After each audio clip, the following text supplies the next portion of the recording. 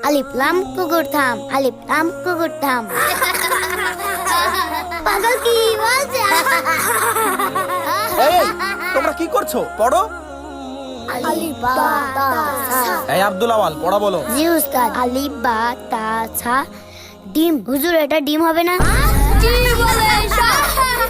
এই তোমরা চুপ করো না। আব্দুল আওয়াল এটা জিম হবে। হুজুর আমি মুখস্থ করি তাও ভুলে যাই, আমি কি করব? আব্দুল আওয়াল তুমি এই কাগজটা রাখো আর এই কাগজের লেখাগুলো পড়ে মুখস্থ করে আসবে। জি উস্তাদ। ঠিক আছে, আজকে তোমাদের ছুটি।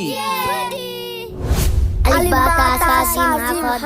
এই আব্দুল আওয়াল তুমি আজকে আগে পড়া বলবে। জি উস্তাদ। আলিফ বা তা সা জিম। এটা কিভাবে সম্ভব?